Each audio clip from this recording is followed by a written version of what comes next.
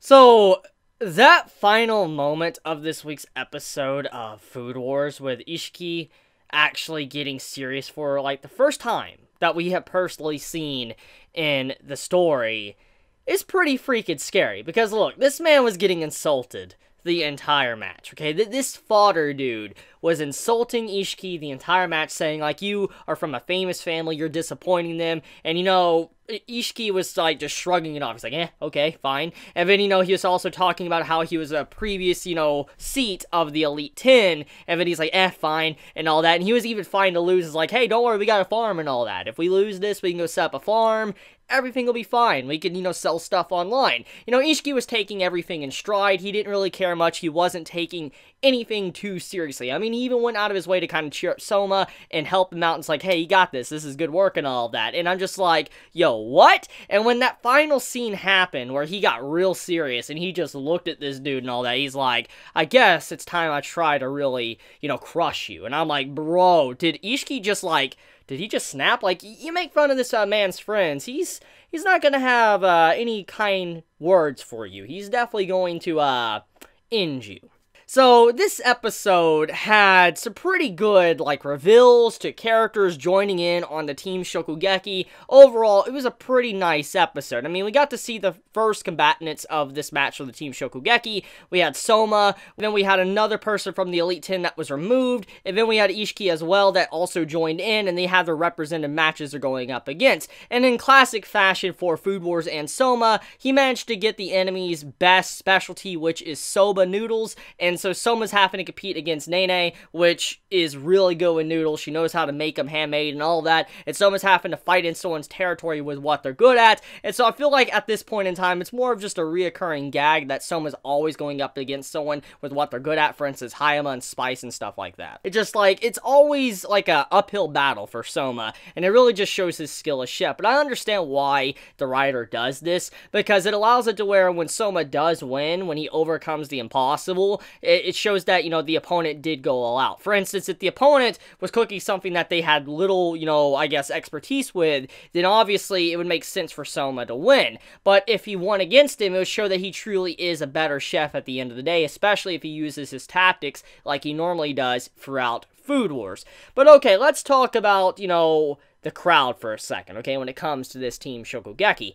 The crowd is going to probably be a big part for what's going to happen in these future episodes, and I was really disgusted with just how the crowd was so obnoxious in putting down Soma pretty much the entire time when he was trying to cook noodles and stuff, because they're like, oh, you know, he's throwing, you know, he's losing, oh, he's a horrible chef, get out of here. They were all laughing at him. I'm like, are you serious right now? Like, this is Soma that has shown time and time again to go up against really hard opponents and come out on top. Yes, he has lost here and there, but overall, most of the time, Soma always beats the odds and showcases that he truly is a skilled chef. And just seeing majority of Central, the students in the audience just laughing at Soma, I'm like, just shut the hell up. Like, seriously, you don't know nothing. I mean, you've seen this man time and time again prove himself, but you still laugh at this man. Come on. He's been doing this for a long time now, showcasing that he's a really good chef and he's able to just put things together real quickly and move on with it and show that he's really skilled even with stuff that is on a basic level. But okay, so his opponent. Soma's opponent is Nene, a part of the Elite 10, and she is someone that is very skilled with noodle making, soba. And personally, I don't know all of the certain craft of what goes into making soba or anything like that, so I'm not going to say I'm fully acquainted with it, but the details we did get within this episode, it does clarify what Soma is kind of going up against. Number one, to become a soba maker, or get good with noodles to be able to craft them, hand make them, and all that, you have to go through a lot of training. A lot of time and effort has to be spent to become a really good noodle maker to be able to make soba. And basically, Nene is an individual that has honed her skill. This is her specialty, and she could craft noodles with her bare hands. And basically, amongst soba makers and all that, this is what they normally say.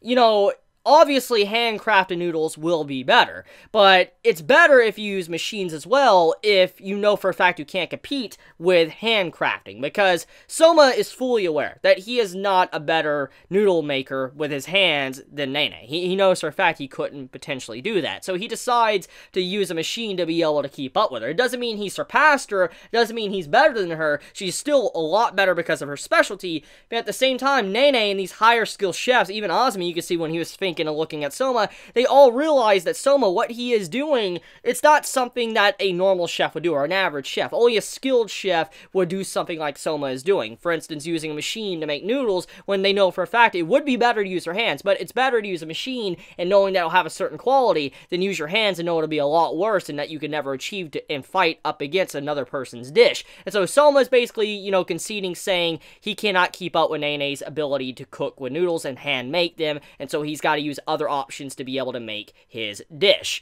But okay, let's talk about some of the funny miscellaneous stuff. So one of the big things I do want to talk about is the fact that all of our characters that were expelled, they are locked up legit in a jail.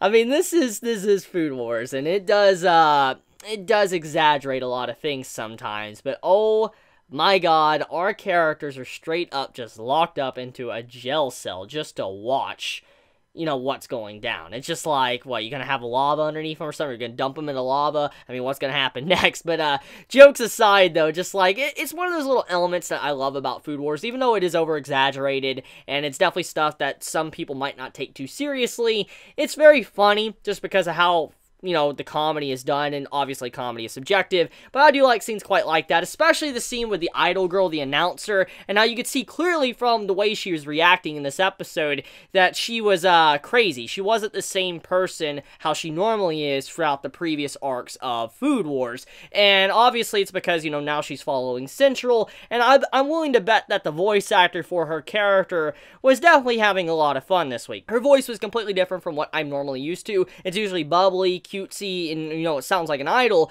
but in this, you know, episode, she sounded more like a rock band or a metal band, which I think probably the voice actor had a lot of fun doing, because it was just a different type of personality that we normally don't see with the character.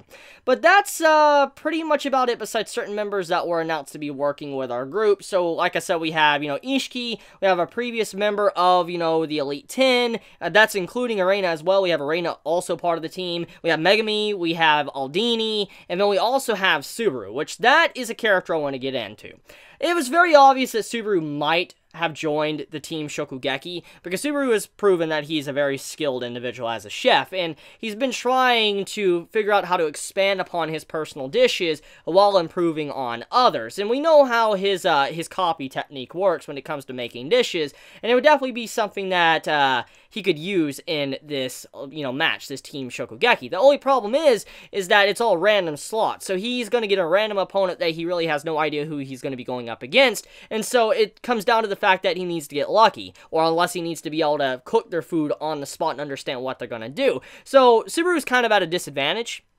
And in this Shokugeki, he doesn't normally have time to prep and research someone and look them up and live like their life to be able to, you know, handle certain things. And so I do believe that out of all the characters there, I do believe that Subaru's probably going to have the hardest time. Yes, even harder than Megami, because, I mean, just the way his style of cooking is, I believe going up against the Elite 10 and then not really knowing who you're going to go up against, that kind of eliminates a big, you know, element to his character that he's constantly used, which is to copy, you know, a chef's work and then, you know, improve upon it. But we'll see where he goes. I am looking forward to Subaru because he's one of my favorites, and so we'll see where that, you know, heads to in the future episodes.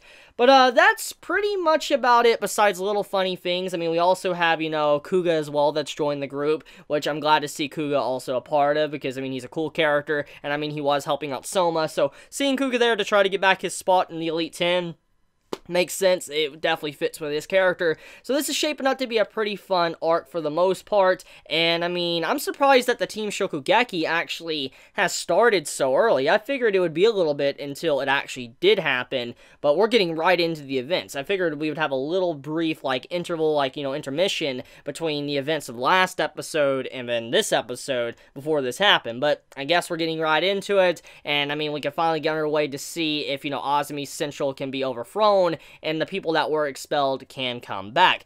But that's about it. Let me know your thoughts in the comments below. If you enjoy my content, please subscribe. If you like this video, please leave a like. I love you guys. Please be safe. And if you enjoy my content, please subscribe. If you like this video, please leave a like. And if you want to get notified for whenever I upload a video, please click the bell icon down below. And with that, Chibi out.